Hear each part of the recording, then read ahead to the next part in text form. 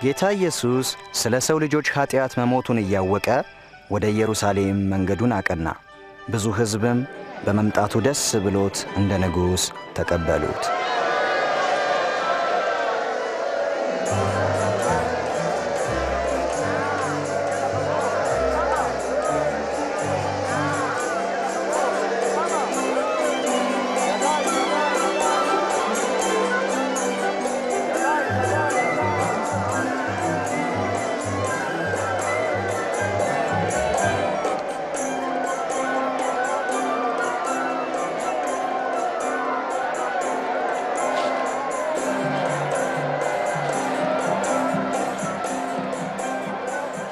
ደቀ መዛሙርትህን ዝም እንዲሉ እዘዛቸው እላቸዋለሁ። እነዚህ ዝም ቢሉ ድንጋዮች ራሳቸው መጮህ ይጀምራሉ።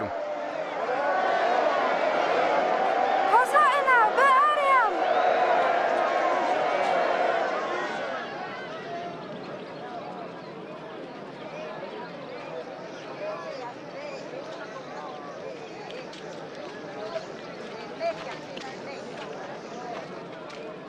ኢየሱስም ወደ ኢየሩሳሌም ቀርቦ ባያት ጊዜ አለቀሰላት።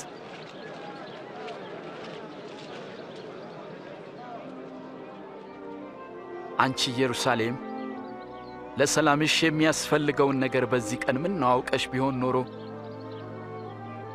ይህ ነገር ከዓይንሽ ተሰውሮብሻል። ጠላቶችሽም በዙሪያሽ አጥራጥረዋልና ከበውም አንቺን የሚያስጨንቁበት ቀን ይመጣል። አንቺና ልጆችሽንም ወደ ታች ይጥላሉ። በአንቺ ውስጥም ድንጋይ በድንጋይ ላይ አይተውም። የመጎብኘትሽን ዘመን አላወቅሽምና።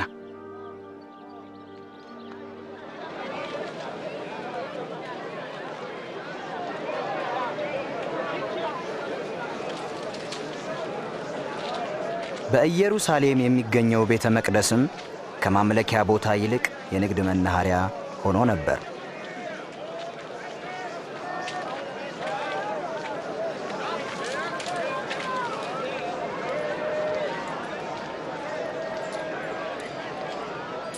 አምስት፣ ስድስት፣ ሰባት፣ ስምንት፣ ዘጠኝ፣ 10፣ 11፣ 12፣ 13፣ 14፣ 15፣ 16፣ 17፣ 18፣ 19፣ 20፣ 21፣ 22፣ 23፣ 24፣ 25፣ 26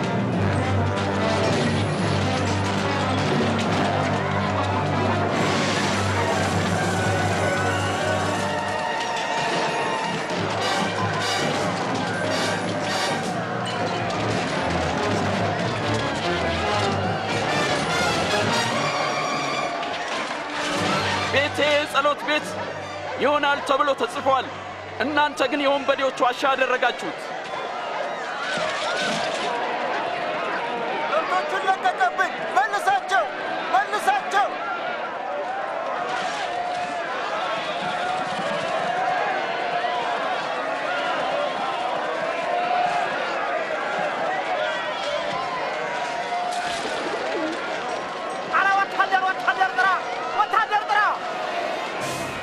ሕዝቡ ሁሉ ኢየሱስን እንደ ንጉሥ አድርገው ተቀብለውት ነበርና ከሸንጎ መሪዎች ዘንድ ተቃውሞ እየሰፋ ሄደ። ብዙዎች ንጉሥ አድርገው እንደተቀበሉት ተረድቻለሁ። ንጉሥ የሌቦች የቀማኞችና የአመንዝሮች ንጉሥ። የእሱን አይነቶች ብዙ አይተናል። ይመጣሉ፣ ምኞታቸውን ይገልጻሉ፣ ይሄዳሉ። አስተውል። በየዕለቱ ተከታዮቹ እየጨመሩ ነው። ሕዝቡም ሁሉ ያደንቁታል። ንጉሥ እንደሆነም ያስባል። ከእንግዲህ በኋላ ተጠንቀቁ። ይህ ሰው ከዚህ በኋላ ዳግመኛ ሰላም ቢነሳ በኃላፊነት ጠይቃችኋለሁ።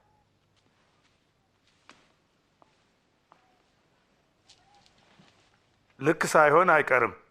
ያንን ገሊላዊ የምንቋቋምበት ጊዜው አሁን ነው። ግብዞች የሆኑት የካህናት አለቆችና ጸሐፍት እሱን የመቃወማቸው ሁኔታ እያደገ ነበር። ከአይሁዶችም የሚከተሉት ቁጥራቸው እየጨመረ መጣ። እርሱ ከሚኮንናቸውም ተቃውሞ ሆነ። በቤተ መቅደስም ኢየሱስ አንዲት ድሃ መበለት 2 ሳንቲም ስትሰጥ አየ። በጣም ትንሽ ነው። ይህችን ንፉግ አያችኋት? እላችኋለሁ ይህች ድሃ መበለት ከሁሉ ይልቅ አብልጣ ጣለች። እነዚህ ሁሉ ከትርፋቸው ወደ እግዚአብሔር መዝገብ ጥለዋልና፣ ይህች ግን ከጉለቷ የነበራትን ትዳሯን ሁሉ ጣለች። በል ተናገር። እነዚህም በምን ስልጣን ታደርጋለህ? ስልጣንስ የሰጠ ማን ነው? እኔ ደግሞ ልጠይቃችሁ፣ ለመሆኑ የዮሐንስ ጥምቀት ከሰማይ ነበረች ወይስ ከሰው?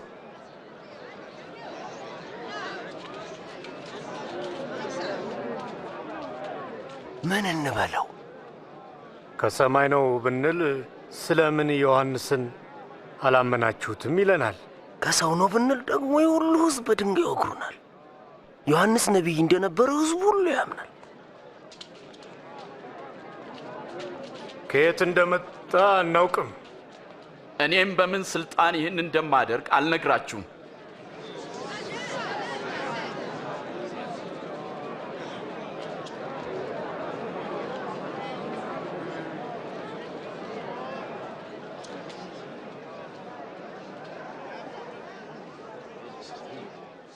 አንድ ሰው የወይን አትክልት ተክሎ ነበር። ለገበሬዎችም አከራይቶ ለብዙ ዘመን ወደ ሌላ አገር ሄደ። የወይኑ ማፍሪያ ወቅት በደረሰ ጊዜ ከወይኑ አትክልትና ፍሬ እንዲሰጡት አንድ ሎሌ ወደ ገበሬዎቹ ላከ። ገበሬዎቹ ግን ደበደቡት፣ ባዶውንም ሰደዱት። ስለዚህ ሌላ ሎሌ ላከ። እነርሱም ያንን ሎሌ ደበደቡት፣ አዋርደውም ወደ ጌታው ላኩት። ጨምሮም ሶስተኛውን ላከ። እነርሱም ይህን ደግሞ ክፉኛ አቆሳሰሉት። ከዚያም የወይኑ ባለቤት ምን ላድርግ? አንድ ልጄን ብልክ ይሻላል፣ ምናልባት እሱን አይተው ያፍሩታል አለ። ገበሬዎቹ አይተውት ግን እርስ በርሳቸው ተማከሩ። ወራሹ እርሱ ነውና ርስቱ ለእኛ እንዲሆን እንግደለው አሉ። ጌታ ሆይ ሌላም ንገረን። ከወይኑ አትክልት አውጥተው ገደሉት። እንግዲህ የወይኑ አትክልት ጌታ ምን ያደርጋቸዋል? ገበሬዎቹን ያስወግዳል፣ የወይኑንም አትክልት ለሌሎች ይሰጣል። ለመሆኑ ይህ ቃል ምን ማለት ነው? ግንበኞች የናቁት ድንጋይ እርሱ ከሁሉም በለጠ፣ የማዕዘን ራስም ሆነ። በዚያም ድንጋይ ላይ የሚወድቅ ሁሉ ይቀጠቀጣል። ማንኛውንም የሚወድቅበትን ግን ይፈጨዋል፣ ያደቀዋል። መምህር ሆይ ያስተማርካቸው ሁሉ እውነት እንደሆነና የሰውንም ፊት አይተህ እንዳታዳላም እናውቃለን። የእግዚአብሔርን የእውነት ቃል ታስተምራለህ። እስቲ ንገረን፣ እንደ ሕጋችን ለሮማ ቄሳር ግብር መገበር ተገቢ ነው ትላለህ ወይስ አይደለም? እስቲ አንድ ሳንቲም አሳዩኝ።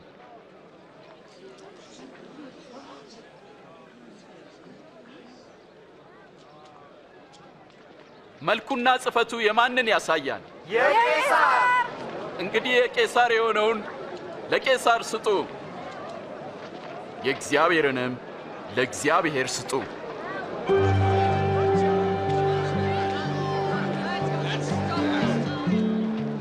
ፋሲካንም ሊያደርጉበት የሚገባ የቂጣ በዓል በደረሰ ጊዜ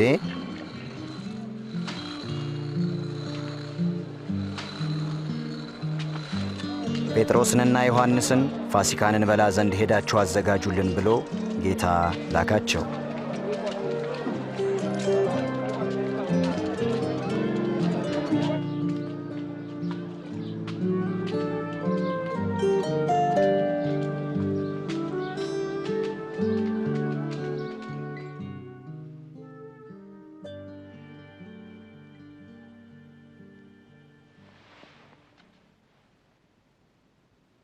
ከመከራዬ በፊት ከእናንተ ጋር ይህን ፋሲካ ልበላ እጅግ እመኝ ነበር። እላችኋለሁ የእግዚአብሔር መንግሥት እስኪፈጸም ድረስ ወደፊት ከዚህ አልበላም።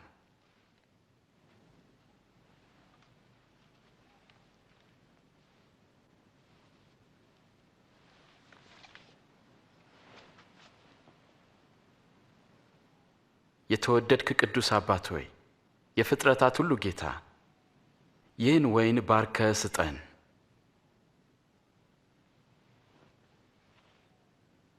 ይህን እንካችሁ በመካከላችሁ ተካፈሉት። እላችኋለሁ የእግዚአብሔር መንግሥት እስክትመጣ ከዚህ የወይን ፍሬ አልጠጣም።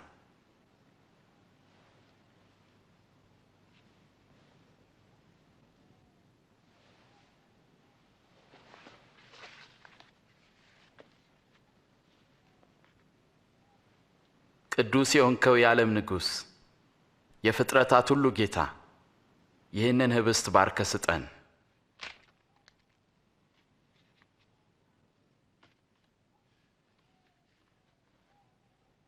ይህ ስለ እናንተ የሚሰጠው ሥጋዬ ነው።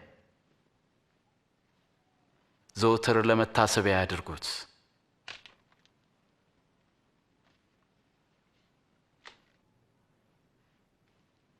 ይህ ጽዋ ስለ እናንተ ለሚፈሰው ደሜ የሚሆን አዲስ ኪዳን ነው።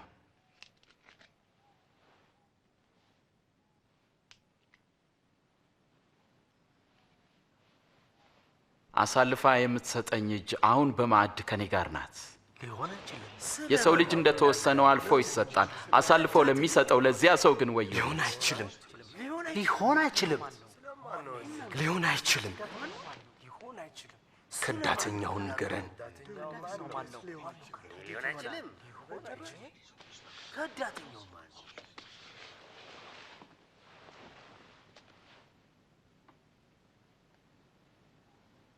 ከእናንተ ታላቅ እንደ ታናሽ ይሁን፣ አለቃም እንደ አገልጋይ ይሁን። በማዕድ ከተቀመጠውና ካስተናጋጁ ማንኛው ታላቅ ነው? የተቀመጠው አይደለምን? እኔ ግን በመካከላችሁ እንደሚያገለግለው ነኝ። እናንተም በፈተናዎቼ ከኔ ጋር ጸንታችሁ ኖራችሁ። አባቴ እኔን እንደሾመኝ እኔ ደግሞ በመንግስቴ በማዕዴ ትበሉና ትጠጡ ዘንድ በ12ቱም እስራኤል ነገድ እንድትፈርዱ በዙፋኖች ትቀመጣላችሁ። ስለዚህ ከዳተኛ የለም ማለት ነው። ስምዖን ስምዖን ሆይ ሰይጣን ሁላችሁንም ሊፈትናችሁ ፈለገ። እንደ ስንዴ ሊያበጥራችሁና ሊፈትናችሁ አብዝቶ ለመነ። ግን እምነትህ እንዳይጠፋ ስላንተ ማለዱ። አንተም ወደ እኔ በተመለስ ጊዜ ወንድሞችን አጽና። ጌታ ሆይ እኔ ካንተ ጋር ለመታሰርና ለመሞትም ዝግጁ ነኝ። አስተውል ጴጥሮስ፣ ዛሬ ዶሮ ከመጮሁ በፊት አላውቀውም ብለህ 3 ጊዜ ትክደኛለህ።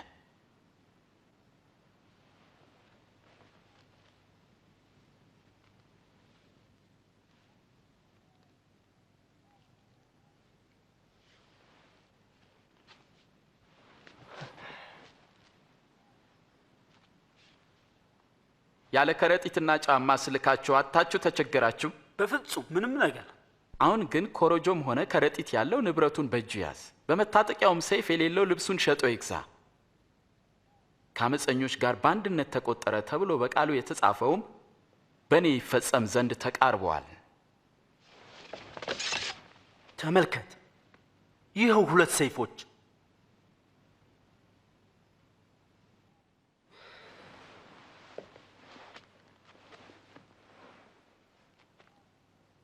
ይበቃል። የካህናት አለቆችም ኢየሱስን እንዴት ማጥፋት እንደሚችሉ ተማከሩ። ከ12ቱ አንዱ በሆነው በአስቆሮቱ ይሁዳ ውስጥ ሰይጣን ገባበት። ኢየሱስንም አሳልፎ ሊሰጥ ወደ ካህናት አለቆች አመራ። ኢየሱስም ይጸልይ ዘንድ ከኢየሩሳሌም ወደ ደብረ ዘይት ተራራ ሄደ።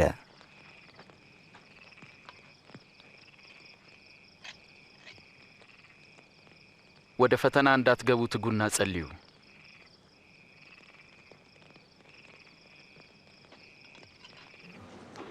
የአስቆሮቱ ይሁዳ ጌታ ኢየሱስን ለ30 ብር አሳልፎ ሰጠ። ኢየሱስም ስለ ዓለም ልጆች ኃጢአት ነፍሱን የሚሰጥበት ሰዓት እንደደረሰ አውቆ ይጸልይ ነበር።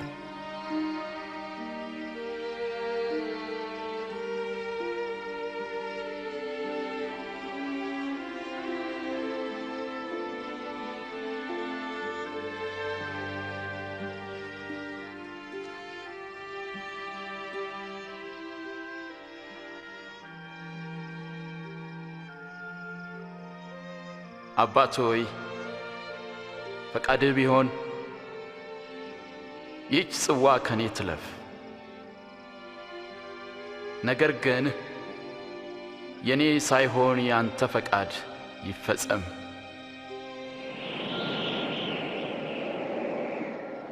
ከሰማይም መጥቶ የሚያበረታው መልአክ ታየው። አጽንቶም በጣር ሲጸልይ ወዙም በምድር ላይ እንደሚወርድ እንደ ደም ነጠብጣብ ነበረ።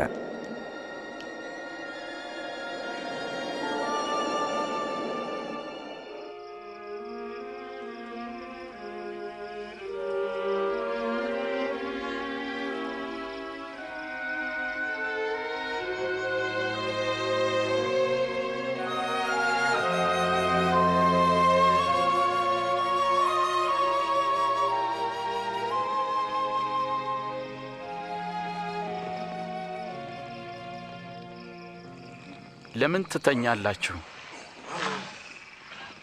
ንቁ፣ ወደ ፈተና እንዳትገቡ ትጉና ጸልዩ።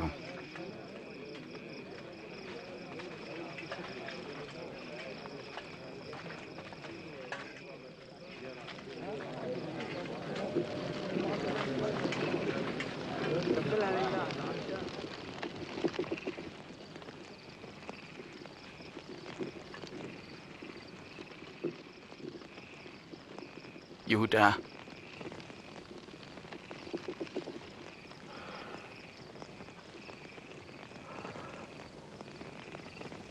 የሰው ልጅ በመሳም አሳልፈህ ትሰጣለህን? ጌታ ሆይ በሰይፍ እንምታቸውን?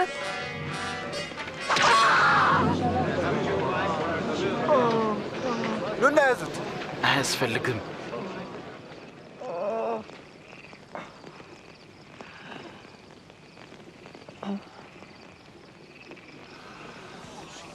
ተአምር ነው። ወንበዴን እንደምትይዙ ሰይፍና ጎመድ ይዛችሁ መጣችሁን?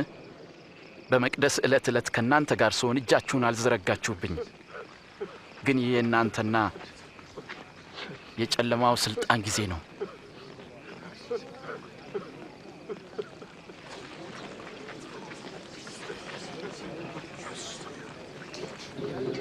እሰረው።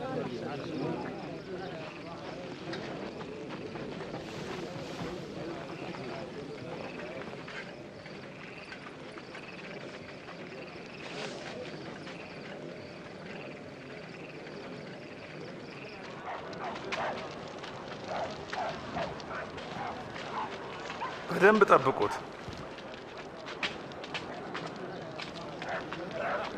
ኢየሱስንም የያዙት ሰዎች ወደ ሸንጎ አቅርበው ይዘብቱበትና ይመቱት ነበር።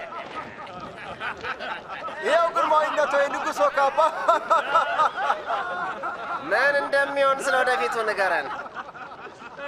ግርማዊነቶ አድኑን እንጂ አድኑን እንጂ። ይህ ሰው ከኢየሱስ ጋር ነበር። ሴትዮ የምትዩን ሰው አላውቀውም። አብረው አይቻቸዋለሁ።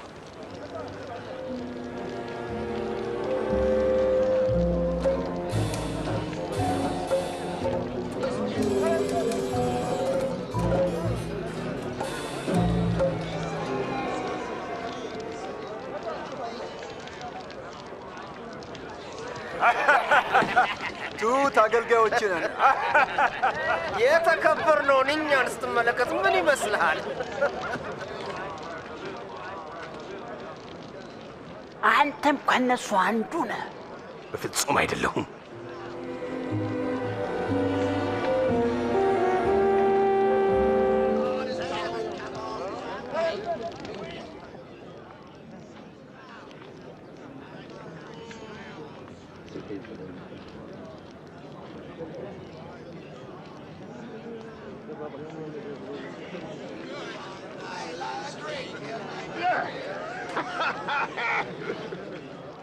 እርሱ የገሊላ ሰው ነው። በእውነት ይህ ደግሞ ከእርሱ ጋር ነበረ። እባክህ አትቀልድ። ስለምን እንደምትናገር አላውቅም።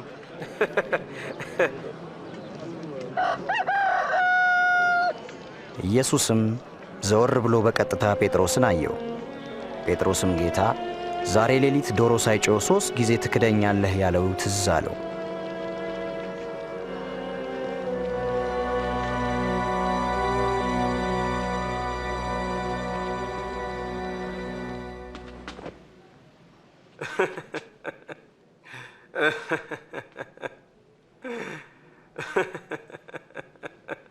ጌታ ሆይ እንደ ቸርነት ብዛት አልጠፋንም፣ ምሕረት ታላቅ ነውና።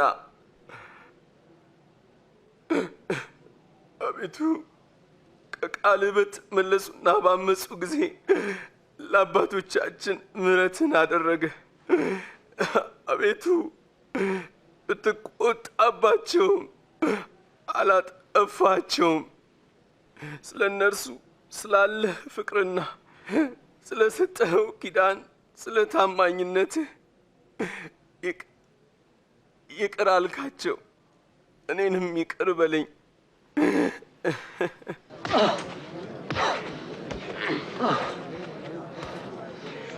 እስቲ በቃ ማን ነው የመታ? ትንቢት ተናገር። ቀጥሎ ማን ነው የሚመታ? አቁም አቁም ብያለሁ። ቶሎ ወደ ሸንጎ ይዛችሁ አምጡት። ቀጥል።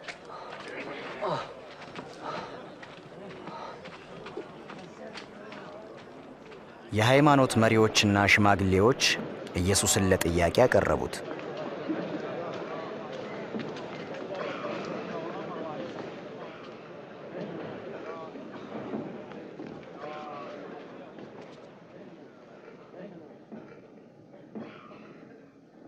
ንገረን፣ አንተ መሲህ ነህን?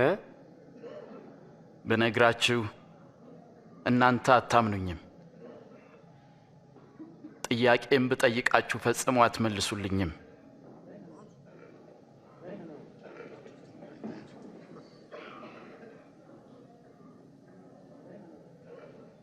ነገር ግን ከአሁን ጀምሮ የሰው ልጅ በእግዚአብሔር ኃይል ቀኝ ይቀመጣል።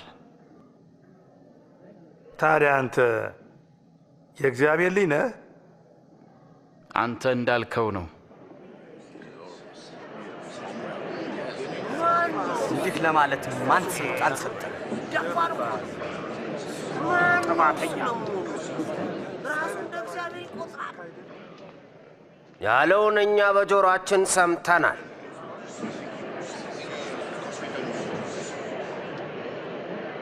ወደ ጲላጦስ እንወስደዋለን።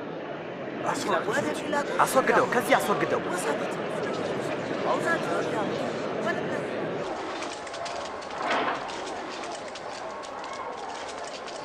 ቀጥል።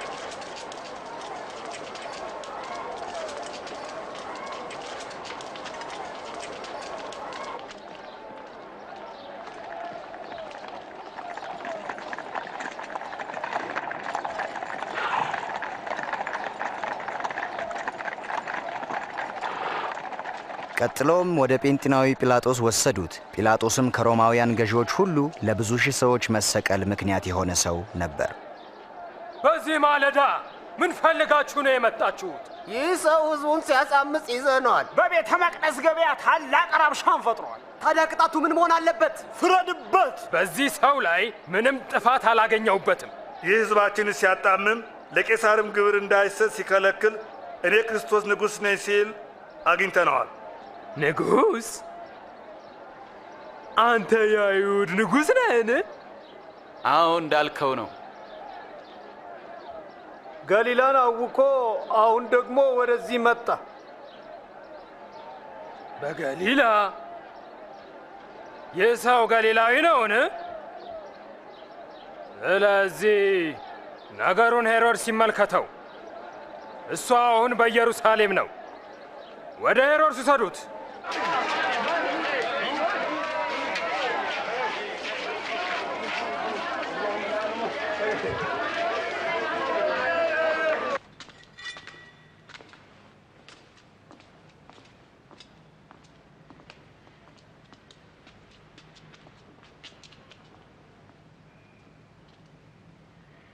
አንተ ራስህን ማን ነኝ ትላለህ?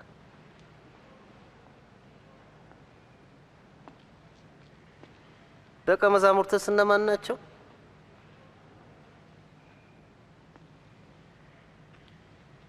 ብዙ ተአምራት እንደሰራ ይወራል።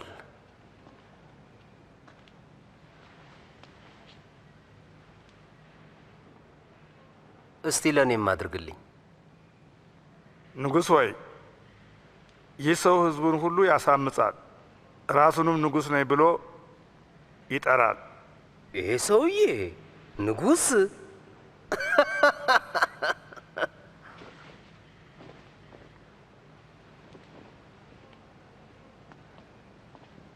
ግርማዊነቶ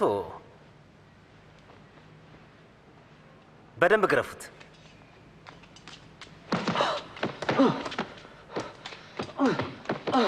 ወደ ጲላጦስ መልሱት። የራሱ ክፍለ ሀገር ነውና።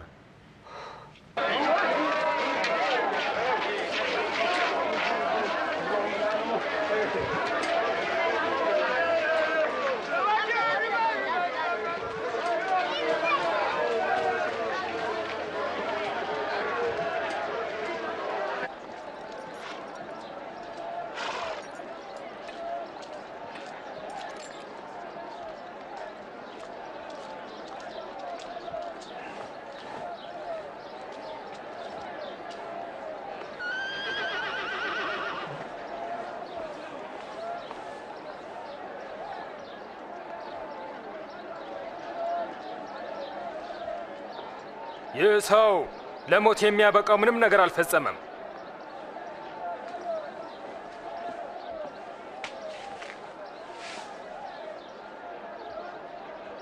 እኔ ላስገርፈውና ልለቀው ወስኛለሁ። በዚህ የቂጣ በዓል ላይ አንድ ሰው እንድትለቅልን ቃል ገብተህልን ነበር። ለእኛ በርባንን ፈተህልን። ይህን ሰው ግን አስወግደው። በርባንን ፍታለን።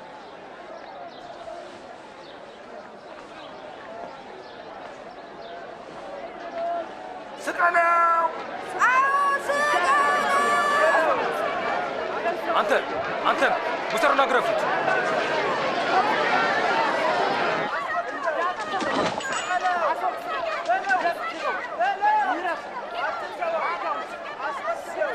ጲላጦስ ምን ትጠብቃለህ?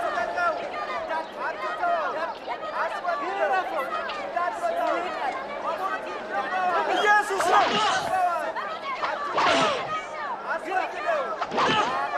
ለምን ታሰቃዩታላችሁ?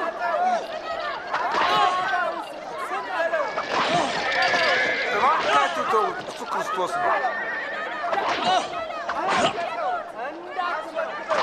ምንም ነገር አላደረገም።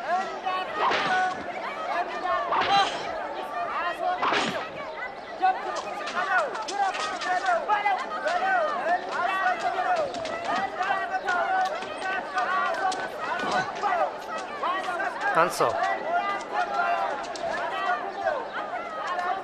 ሕዝቡ ግን እንዲሰቀል በታላቅ ድምፅ በመጮህ አጽንተው ለመኑት።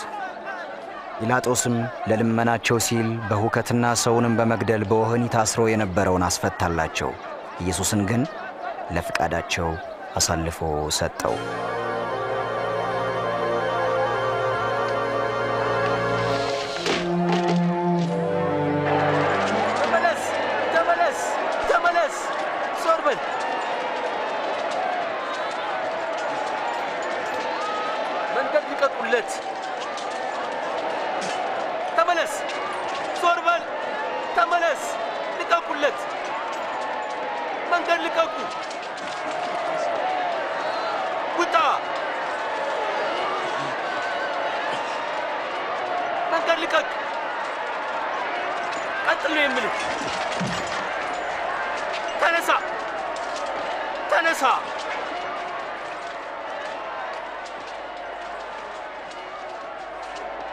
አንተ ስም ማን ነው? ስምዋን ነኝ ከቀሬና። ና ወደዚህ። ገመዱን ቁረጥ።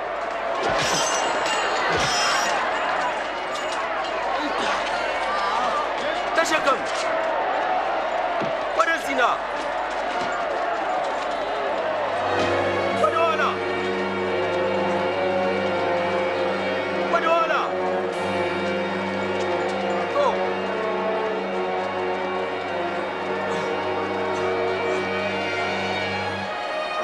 ቀጥሉ፣ መንገድ ልቀቁ።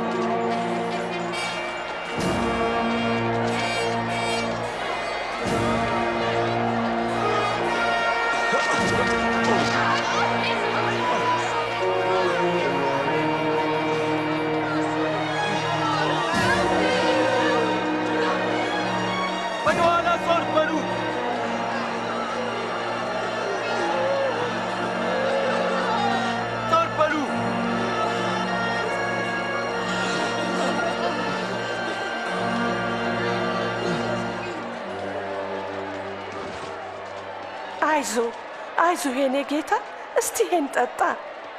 የኔ ጌታ እንካ እስቲ ጠጣ። የኢየሩሳሌም ሴቶች ሆይ ስለ እኔ አታልቅሱ፣ ለራሳችሁና ለልጆቻችሁ አልቅሱ። ያልወለዱ ማህፀኖችና ያላጠቡ ጡቶች እንዴት የታደሉ ናቸው የሚባልበት ቀን ይመጣል። እኔን ጌታ ሆይ? አይዞ የኔ ጌታ።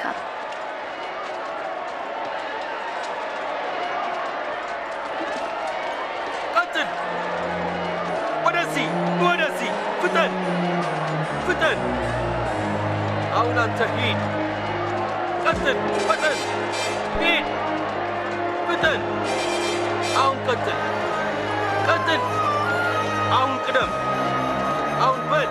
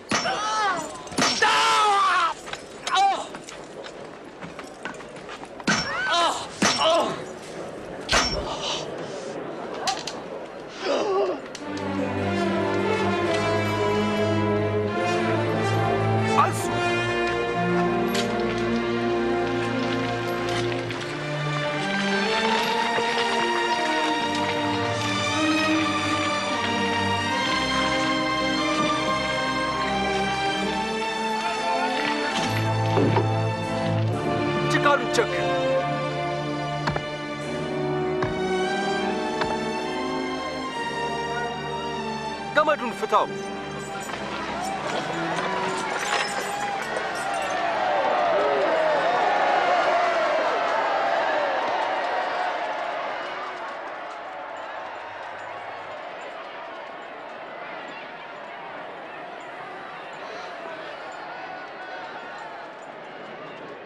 የሚያደርጉትን አያውቁምና አባቱ ይቅር በላቸው።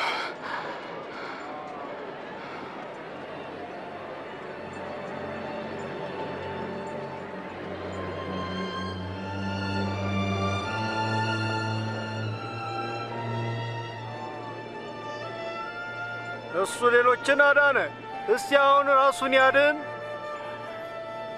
አንተ ክርስቶስ ከሆንክ እስቲ ራስህን አድን። እስቲ ከመስቀል ውረድ።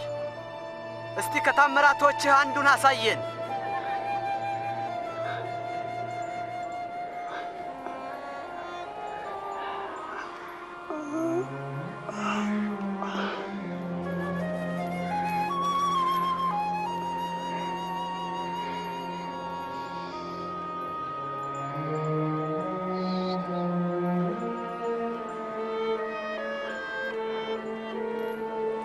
ከብዙ መቶ ዓመታት በፊት ነቢያት እንደተናገሩት ኢየሱስ በሁለት ወንበዴዎች መካከል ተሰቀለ።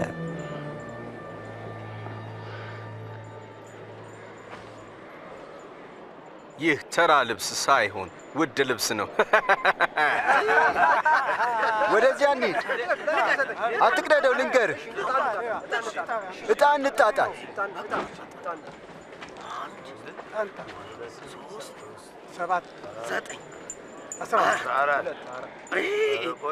እድለኛ ነህ። ለኔ ደረሰኝ። አሸንፋል።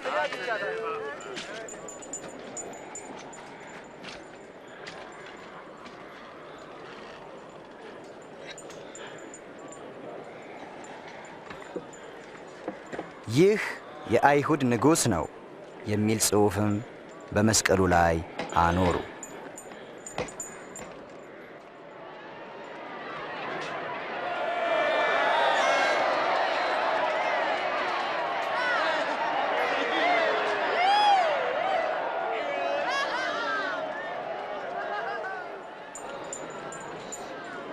እስቲ የአይሁድ ንጉሥ ከሆንክ ራስህን አድን።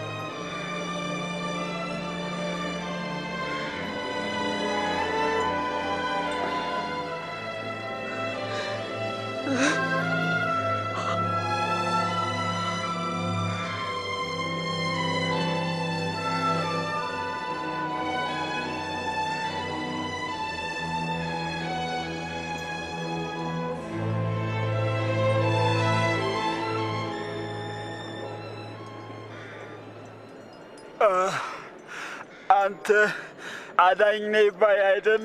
ምን ራስህንም እኛንም እስኪ ስታድነን ይታይ። እግዚአብሔርን አትፈራም? እኛስ በጥፋታችን ነው የተፈረደብን፣ እርሱ ግን ምንም ነገር አላጠፋም።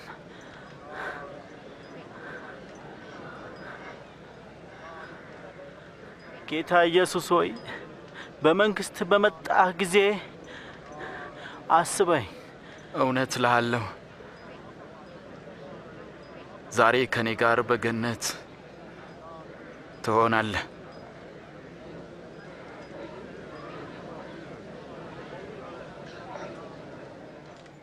ስድስት ሰዓትም ያህል ነበረ። ጨለማም እስከ 9 ሰዓት በምድር ሁሉ ላይ ሆነ።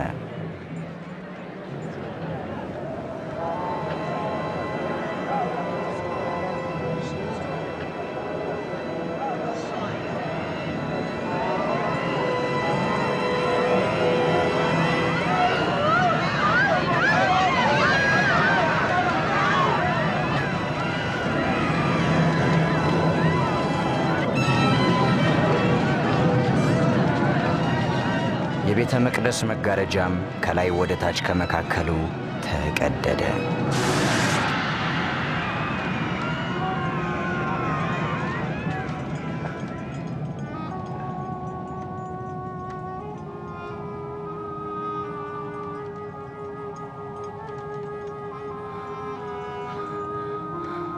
አባት ሆይ ነፍሴን አደራ በእጆች እሰጣለሁ።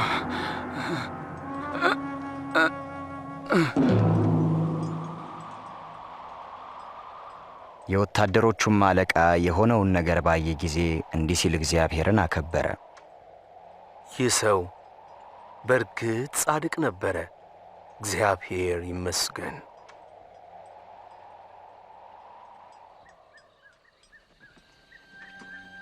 ጻድቅ የነበረውና በምክራቸውም ስለዚህ ሞት ያልተባበረው የአርማትያው ዮሴፍ የኢየሱስን አካል ለመውሰድ ከጲላጦስ ፍቃድ አገኘ። ወስዶም የሰንበት ቀን ከመግባቱ በፊት ከድንጋይ በተወቀረ አዲስ መቃብር ውስጥ አኖረው።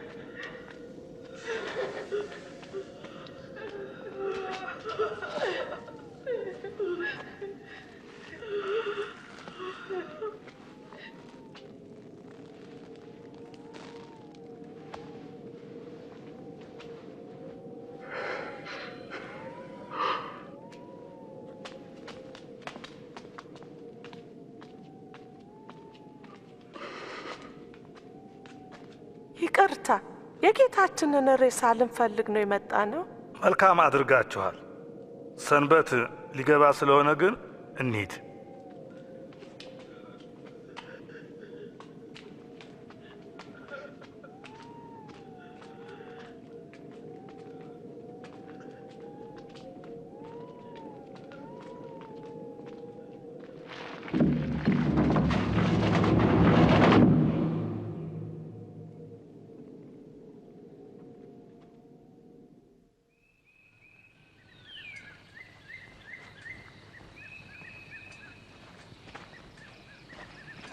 እሁድ ዕለት ማልደውም የጌታን አካል ሽተው ሊቀቡት መጡ።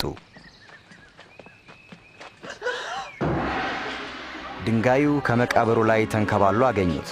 ወደ ውስጥም ሲመለከቱ የጌታ ኢየሱስን አካል አላገኙትም።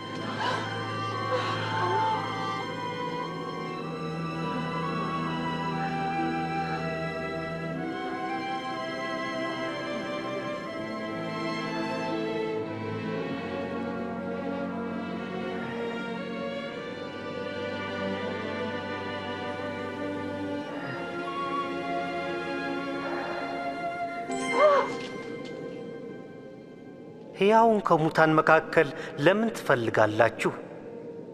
በዚህ የለም፣ ተነስቷል።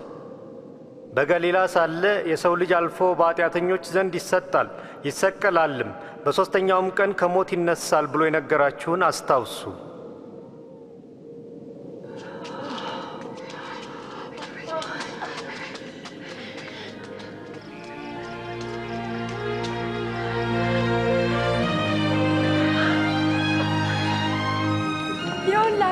ድንጋዩ ተንከባሎ አገኘ ነው። ወደ ውስጥ ስንገባ የጌታን አካል አጣ ነው። የለም፣ የጌታችን አካል ተወስዷል። እናም ሁለት መላእክት አየን፣ እንደ ፀሐይ የሚያንጸባርቁ፣ በታላቅ ድምፅም ሕያውን ከሙታን መካከል ለምን ትፈልጋላችሁ አሉን። ይገርማል። እውነቴን ነው። እመኑን እንጂ እመኑን። እኛ አይተናል፣ እናንተም ሂዱና እዩ። መቃብሩ ባዶ ነው። ጴጥሮስ እመን፣ ጌታችን ተነስቷል።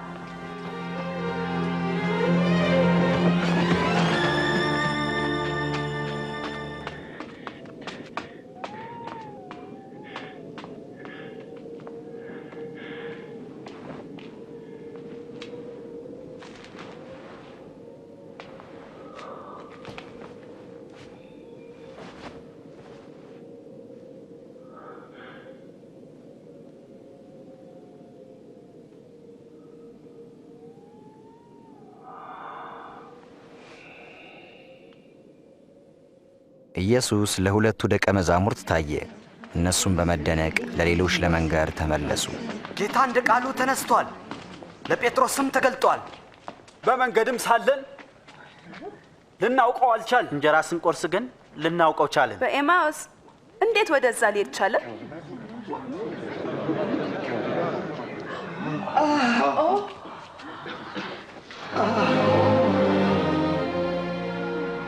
ሰላም ለእናንተ ይሁን።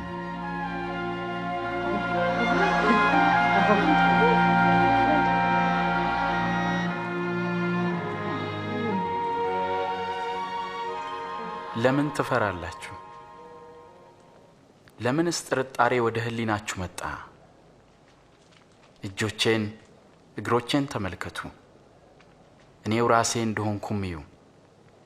ዳሱኝናም ታውቁኛላችሁ። እዩ፣ መንፈስ ሥጋና አጥንት ፈጽሞ የለውም። ከእናንተ ጋር በነበርኩ ጊዜ ስለ እኔ የነገርኳችሁ ይህ ነው። በሙሴ ሕግ በነቢያት ትንቢትና በመዝሙርም የተጻፈው ሁሉ እነሆ ተፈጸመ። የተጻፈውም ክርስቶስ መከራን ይቀበል ዘንድና ሞትን ድል አድርጎ እንደሚነሳ ነው። በእርሱ ስምም ንስሐና የኃጢአት ስርየት የወንጌል መልእክት ከኢየሩሳሌም ጀምሮ ለአሕዛብ ይሰበካል። እናንተም ለዚህ ምስክሮች ናችሁ። እነሆም አባቴ የሰጠውን ተስፋ እኔ እልክላችኋለሁ። ኃይልም እስክትቀበሉ እናንተ በኢየሩሳሌም ከተማ ውስጥ ቆዩ።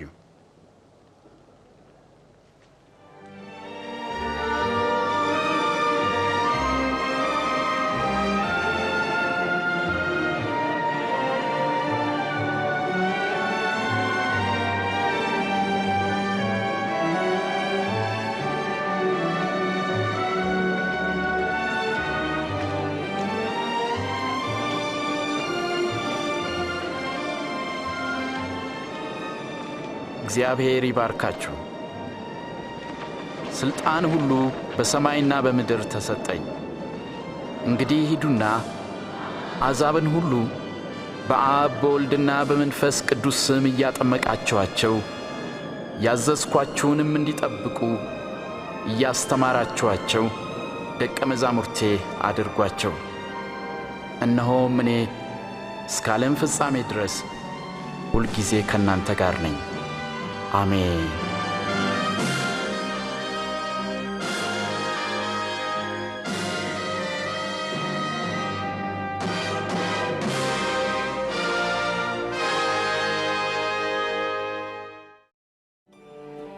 ከብዙ ዘመናት በፊት እግዚአብሔር ኃጢአተኞችን እንዲያድንና ከእርሱም ጋር እንዲያስታርቃቸው ክርስቶስን እንደሚልክ በቅዱሳት መጻሕፍት ተጽፎ ነበር።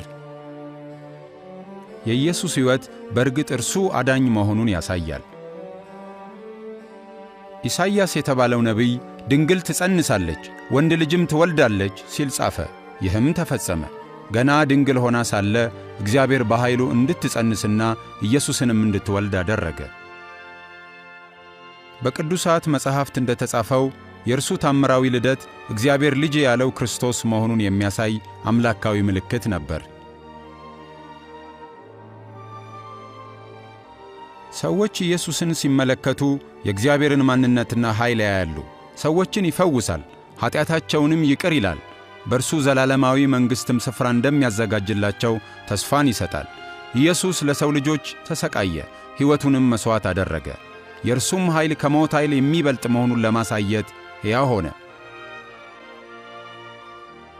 ኢየሱስ ክርስቶስ ሕይወቴን ላኖራት ሥልጣን አለኝ፣ ላነሳትም ሥልጣን አለኝ ሲል ተናገረ። የኢየሱስ ሕይወት የነቢያት ትንቢት ፍጻሜ ሲሆን የእግዚአብሔር ቅዱስ ቃል ነቢያት እንደተናገሩለት እንደዚያው እንከን የለሽና ዘላለማዊ መሆኑን አረጋግጧል። በእርግጥም ኢየሱስ የእግዚአብሔር ቃል ነው። እግዚአብሔርም በኢየሱስ ክርስቶስ በኩል ራሱን ለዓለም ሕዝብ ገልጧል። ክርስቶስ ኢየሱስም ሰማይና ምድር ያልፋሉ፣ ቃሌ ግን አያልፍም በማለት ተናግሯል። እግዚአብሔር የመጀመሪያዎቹን ወንድና ሴት ሲፈጥር የነበረውን ያንን የተትረፈረፈ ሕይወት መልሶ ሊሰጠን ኢየሱስ መጣ። እነርሱ እግዚአብሔርን አልታመኑም፣ ትእዛዛቱንም አልጠበቁም። ይህም አሳፋሪ ድርጊት ከእግዚአብሔር ለያቸው። በመጻሕፍት የሰው ዘር ሁሉ ኀጢአትን ሠርቶአል፣ የኀጢአትም ደሞዝ ሞት ነው ተብሎ ተጽፏል። ኀጢአትን ያደረጉ ሰዎች ከእግዚአብሔር ጋር በመልካም ግንኙነት ሊኖሩ አይችሉም። በአብርሃም ልጅ ምትክ እንዲሞት እግዚአብሔር ጠቦትን እንደሰጠ ሁሉ በአዳም ዘር ምትክ እንዲሞት ኢየሱስን ላከው። በእርሱ የሚያምኑና በኢየሱስ የሚታመኑ ሰዎች ወደ እግዚአብሔር መግባት ይችሉ ዘንድ ይህንን አደረገ።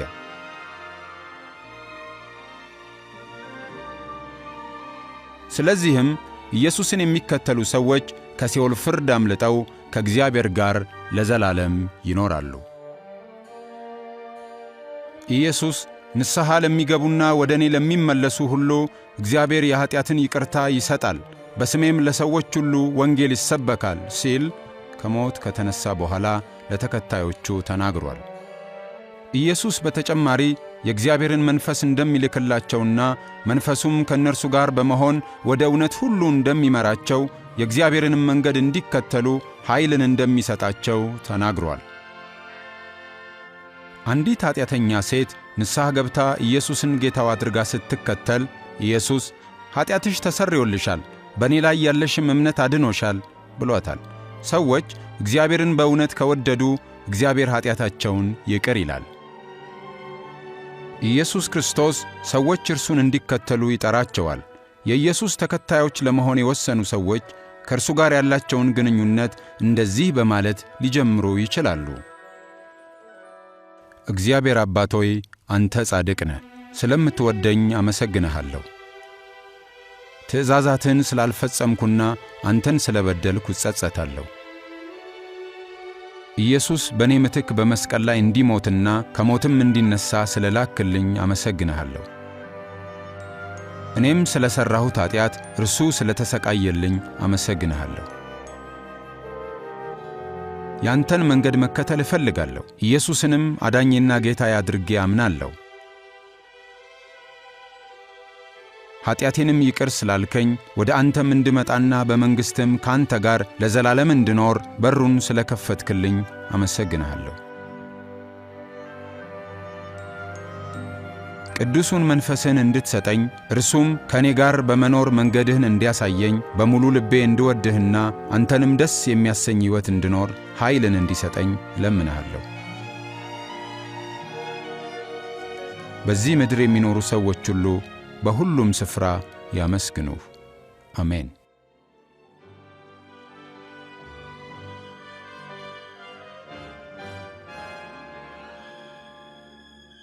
ኢየሱስ ስለ ተከታዮቹ ሲናገር በጎቼ ድምፄን ይሰማሉ፣ እኔም አውቃቸዋለሁ፣ እነርሱም ይከተሉኛል አለ። የኢየሱስ ተከታዮች እርስ በርስ ይገናኛሉ፣ በየዕለቱም ከእርሱ ጋር ይነጋገራሉ። በቅዱሳት መጻሕፍት የተጠቀሱትን የእርሱን ቃሎች ያጠናሉ፣ የእርሱንም መንገድ መከተል ይሻሉ፣ ለሌሎችም ስለ እርሱ ይናገራሉ። በደመናትም ወደ ሰማይ ወደ ከበረው ዙፋኑ ከማረጉ በፊት ኢየሱስ ለተከታዮቹ እግዚአብሔር በሰማይና በምድር ያለውን ሥልጣን ሁሉ ሰጥቶኛል፣ እስከ ዓለም ፍጻሜም ድረስ ዘወትር ከእናንተ ጋር እንደሆንኩ እርግጠኛ ሁኑ ብሎ የተናገረውን ዘወትር ያስታውሳሉ።